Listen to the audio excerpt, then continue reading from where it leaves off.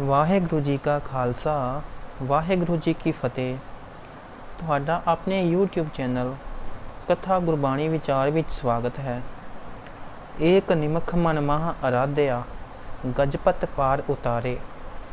ਸਤਿਗੁਰ ਅਰਜਨ ਦੇਵ ਜੀ ਮਹਾਰਾਜ ਬਾਣੀ ਵਿੱਚ ਫਰਮਾਉਂਦੇ ਹਨ ਕਿ ਹਾਥੀ ਨੇ ਇੱਕ ਪਲ ਪ੍ਰਭੂ ਦਾ ਸਿਮਰਨ ਕੀਤਾ ਤਾਂ ਉਸ ਦੀ ਜਾਨ ਬਚ ਗਈ। ਪਰਮੇਸ਼ਰ ਦੇ ਨਾਮ ਦੀ ਐਸੀ ਮਹਿਮਾ ਹੈ। ਪਸ਼ੂ ਪੰਛੀ ਜੋ ਵੀ ਨਾਮ ਸਿਮਰਨ ਕਰਦੇ ਹਨ ਉਸੇ ਦਾ ਪਾਰ ਉਤਾਰਾ ਹੋ ਜਾਂਦਾ ਹੈ। ਗਜਪਤ ਦੁੱਖ ਪੀੜਾ ਨਾਲ ਵਿਆਕੁਲ ਸੀ।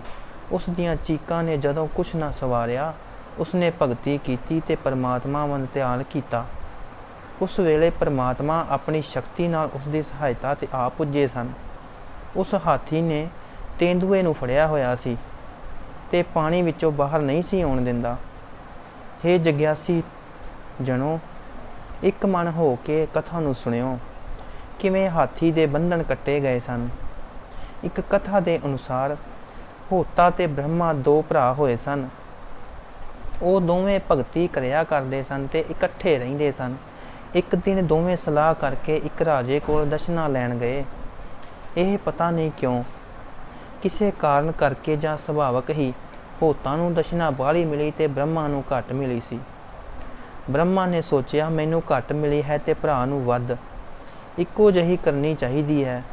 ਉਸਨੇ ਝਟਪਟ ਦੋਵੇਂ ਦਸ਼ਨਾ ਮਿਲਾ ਕੇ ਇੱਕ ਥਾਂ ਕਰ ਦਿੱਤੀਆਂ। ਦੋ ਹਿੱਸੇ ਕਰਕੇ ਭਰਾ ਨੂੰ ਆਖਣ ਲੱਗਾ, ਚੁੱਕ ਲੈ ਇੱਕ ਹਿੱਸਾ। ਅੱਗੋਂ ਹੋਤਾ ਕਹਿਣ ਲੱਗਾ, ਇਹ ਨਹੀਂ ਹੋ ਸਕਦਾ, ਮੈਂ ਤਾਂ ਓਨਾ ਹੀ ਹਿੱਸਾ ਲਵਾਂਗਾ ਜਿੰਨਾ ਮੈਨੂੰ ਮਿਲਿਆ ਸੀ। ਦਸ਼ਨਾ ਇਕੱਠੀ ਕਿਉਂ ਕੀਤੀ ਤੂੰ? ਬ੍ਰਹਮਾ ਨੇ ਕਿਹਾ, ਈਰਖਾ ਕਿਉਂ ਕਰਦਾ ਹੈ? ਹੋਤਾ ਕਹਿਣ ਲੱਗਾ, ਈਰਖਾ ਤੇ ਲਾਲਚ ਤੁਸਾਂ ਕੀਤਾ। ਜਦੋਂ ਤੁਸਾਂ ਨੂੰ ਦਸ਼ਨਾ ਥੋੜ੍ਹੀ ਮਿਲੀ ਤਾਂ ਤੁਸਾਂ ਇੱਕੋ ਜਿਹੀ ਕਰ ਦਿੱਤੀ। ਕਿੰਨੀ ਬੁਰੀ ਗੱਲ ਹੈ। ਮੇਰਾ ਪੂਰਾ ਹਿੱਸਾ ਦਿਓ ਲਾਲਚੀ। ਬ੍ਰਹਮਾ ਕਹਿਣ ਲੱਗਾ, ਮੈਂ ਲਾਲਚੀ ਹਾਂ ਤਾਂ ਤੂੰ ਤੇਂਦੂਏ ਵਾਂਗੂ ਏ। ਜਾਂ ਮੈਂ ਤੈਨੂੰ ਸ਼ਰਾਪ ਦਿੰਦਾ ਹਾਂ, ਤੂੰ ਗੰਡਕੀ ਨਦੀ ਵਿੱਚ ਤੇਂਦੂਆ ਬਣ ਕੇ ਰਹੇਂਗਾ ਲਾਲਚੀ। ਹੋਤਾ ਵੀ ਘੱਟ ਨਹੀਂ ਸੀ, ਉਸਨੇ ਵੀ ਭਗਵਤ ਭਗਤੀ ਕੀਤੀ ਸੀ। ਉਸਨੇ ਅੱਗੋਂ ਸ਼ਰਾਪ ਦਿੱਤਾ, ਜੇ ਮੈਂ ਤੇਂਦੂਆ ਬਣਾਂਗਾ ਚੇਤੇ ਰੱਖ ਤੂੰ ਵੀ ਮਸਤ ਹਾਥੀ ਬਣੇਗਾ ਤੇ ਉਸੇ ਨਦੀ ਵਿੱਚ ਜਦੋਂ ਪਾਣੀ ਪੀਣ ਆਏਗਾ ਤਾਂ ਤੈਨੂੰ ਫੜ ਕੇ ਗੋਤੇ ਦੇ ਮਾਰਾਂਗਾ। ਮੁੜ ਯਾਦ ਕਰੇਂਗਾ ਐਸੇ ਲਾਲਚ ਨੂੰ। ਤੂੰ ਕੁਲ ਨਾਸ਼ ਕਰਨ ਦਾ ਬੀੜਾ ਚੁੱਕਿਆ ਹੈ ਨੀਚੇ ਜ਼ਮਾਨੇ ਦਿਆ। ਇਉਂ ਆਖਦਾ ਹੋਇਆ ਹੋਤਾ ਆਪਣਾ ਹਿੱਸਾ ਵੀ ਛੱਡ ਕੇ ਘਰ ਨੂੰ ਆ ਗਿਆ। ਕੁਝ ਸਮਾਂ ਪਾ ਕੇ ਦੋਵੇਂ ਭਰਾ ਮਰ ਗਏ ਸਨ। ਅਗਲਾ ਜਨਮ ਧਾਰਨ ਕਰ ਲਿਆ। ਹੋਤਾ ਤੇਂਦੂਆ ਬਣਿਆ ਤੇ ਬ੍ਰਹਮਾ ਹਾਥੀ। ਦੋਵੇਂ ਗੰਡਕੀ ਨਦੀ ਕੋਲ ਚਲੇ ਗਏ। ਉਹ ਨਦੀ ਬਹੁਤ ਡੂੰਘੀ ਸੀ। ਹੇ ਭਗਤ ਜਨੋ, ਦੇਖੋ ਲਾਲਚ ਕਿੰਨਾ ਮਾੜਾ ਹੈ। ਭਾਈ ਭਾਈ ਨੂੰ ਲੜਾ ਦਿੰਦਾ ਹੈ। ਇੰਨੇ ਮੂਰਖ ਨਾ ਬਣਿਆ ਕਰੋ। ਦੋਵਾਂ ਨੇ ਕੁਲ ਨਾਸ਼ ਕਰ ਦਿੱਤੀ। ਅਸਲ ਵਿੱਚ ਹਉਮੈ ਤੇ ਲਾਲਚ ਬੁੱਧੀ ਨੂੰ ਭ੍ਰਿਸ਼ਟ ਕਰ ਦਿੰਦੇ ਹਨ। ਦੁਖੀ ਹੁੰਦੇ ਹਨ ਲੋਕ ਲਾਲਚ ਦੇ ਬੱਧੇ।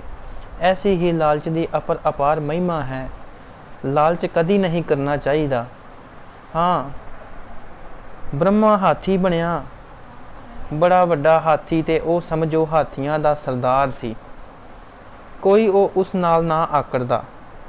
ਉਹ ਹਥਣੀਆਂ ਦੇ ਝੁੰਡ ਨਾਲ ਲੈ ਕੇ ਫਿਰਦਾ ਰਹਿੰਦਾ। ਜੰਗਲ ਦਾ ਬਾਦਸ਼ਾਹ ਸੀ। ਜਿਵੇਂ ਸ਼ਰਾਪ ਨੇ ਪੂਰਾ ਹੋਣਾ ਸੀ, ਇੱਕ ਦਿਨ ਉਹ ਗੰਡਕੀ ਨਦੀ ਕੋਲ ਚਲਿਆ ਗਿਆ। ਪਾਣੀ ਪੀਤਾ। ਠੰਡਾ ਪਾਣੀ ਸੀ। ਹਾਥੀ ਪਿਆਸੇ ਸਨ। ਸਭ ਤੋਂ ਅੱਗੇ ਉਹ ਹਾਥੀ ਸੀ ਜੋ ਬ੍ਰਹਮਾ ਸੀ।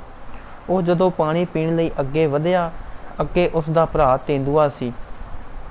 ਉਸਨੇ ਬ੍ਰਹਮਾ ਦੀਆਂ ਲੱਤਾਂ ਫੜ ਕੇ ਉਸਨੂੰ ਡੂੰਘੇ ਪਾਣੀ ਵੱਲ ਖਿੱਚਣਾ ਸ਼ੁਰੂ ਕਰ ਦਿੱਤਾ। ਉਹ ਅੱਗੇ ਅੱਗੇ ਗਿਆ। ਜਦੋਂ ਡੁੱਬਣ ਤੇ ਆਇਆ ਤਾਂ ਹਾਥੀ ਨੇ ਚੀਕਾਂ ਮਾਰੀਆਂ। ਉਹ ਵਿਚਾਲੇ ਪਾਣੀ ਦੇ ਬਿਨਾਂ ਡੁੱਬਣ ਤੋਂ ਖਲੋ ਗਿਆ। ਸਿਰਫ ਸਿਰ ਤੇ ਸੁੰਡ ਨੰਗੀ ਸੀ। ਐਸਾ ਦੇਖ ਕੇ ਹਾਥੀ ਬੜੇ ਹੈਰਾਨ ਹੋਏ। ਹੱਥਣੀਆਂ ਕਿਲਕਾਂ ਮਾਰਨ, ਪਰ ਉਸ ਨੂੰ ਬਾਹਰ ਕੱਢਣ ਦੀ ਕੋਲ ਸਮਰੱਥਾ ਨਹੀਂ ਸੀ। ਤੇਂਦੂਏ ਨੇ ਬ੍ਰਹਮਾ ਕੋਲੋਂ ਬਦਲਾ ਲੈਣਾ ਸੀ। ਇਸ ਵਾਸਤੇ ਉਹ ਜ਼ੋਰ ਨਾਲ ਉਸ ਨੂੰ ਫੜ ਕੇ ਬੈਠਾ ਰਿਹਾ। ਹਾਥੀ ਬਲ ਵਾਲਾ ਸੀ। ਉਸ ਨੂੰ ਵੀ ਗਿਆਨ ਹੋ ਗਿਆ ਕਿ ਪਿਛਲੇ ਜਨਮ ਦਾ ਹਿਸਾਬ ਬਾਕੀ ਹੈ। ਉਹ ਵੀ ਯਤਨ ਕਰਨ ਲੱਗਾ। ਉਹ ਪਾਣੀ ਵਿੱਚ ਸਿਰ ਨਾ ਡੁੱਬਣ ਦਿੰਦਾ। ਤੇਂਦੂਆ ਉਸ ਨੂੰ ਗੋਤੇ ਦੇਣ ਦਾ ਯਤਨ ਕਰਦਾ। ਤੇਂਦੂਏ ਤੇ ਹਾਥੀ ਨੂੰ ਲੜਦਿਆਂ ਹੋਇਆ ਕੋਈ 1000 ਸਾਲ ਲੱਗ ਗਏ ਸਨ। ਉਹ ਭੁੱਖਾ ਰਿਹਾ। ਪਾਣੀ ਵਿੱਚੋਂ ਕੀ ਖਾਏ? ਤੇਂਦੂਏ ਦੀ ਖੁਰਾਕ ਤਾਂ ਪਾਣੀ ਵਿੱਚ ਹੀ ਸੀ। ਮਾੜਾ ਹੋ ਗਿਆ ਤੇ ਡੁੱਬਣ ਲੱਗਾ ਤਾਂ ਉਸ ਵੇਲੇ ਉਸਨੇ ਸੁੰਡ ਉੱਪਰ ਚੱਕ ਕੇ ਆਕਾਸ਼ ਵੱਲ ਪਰਮਾਤਮਾ ਨੂੰ ਯਾਦ ਕੀਤਾ।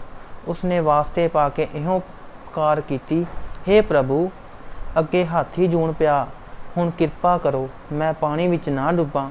ਜੇ ਇੱਥੇ ਮਰਿਆ ਤਾਂ ਜ਼ਰੂਰ ਕਿਸੇ ਮਾੜੀ ਜੂਣ ਵਿੱਚ ਪਵਾਂਗਾ। ਮੇਰੀ ਅਰਦਾਸ ਸੁਣੋ ਪ੍ਰਭੂ। ਬ੍ਰਹਮਾ ਨੇ ਸ਼ੁੱਧ ਹਿਰਦੇ ਨਾਲ ਪੁਕਾਰ ਕੀਤੀ। ਉਸ ਵੇਲੇ ਪਰਮਾਤਮਾ ਨੇ ਸੁਣੀ। ਭਗਵਾਨ ਆਪ ਨਦੀ ਕਿਨਾਰੇ ਆਏ ਅਤੇ ਤੇਂਦੂਏ ਦੀਆਂ ਤਾਰਾਂ ਕੱਟੀਆਂ ਤੇ ਹਾਥੀ ਨੂੰ ਡੁੱਬਣੋਂ ਬਚਾਇਆ। ਉਸ ਦੀ ਨਦੀ ਹਾਥੀ ਦੀ ਜੂਣ ਦਾ ਤਿਆਗ ਕੀਤਾ, ਮੁੜ ਭਗਤ ਰੂਪ ਵਿੱਚ ਪ੍ਰਗਟ ਕੀਤਾ। ਉਹ ਪ੍ਰਭੂ ਦਾ ਜਸ ਕਰਨ ਲੱਗਾ।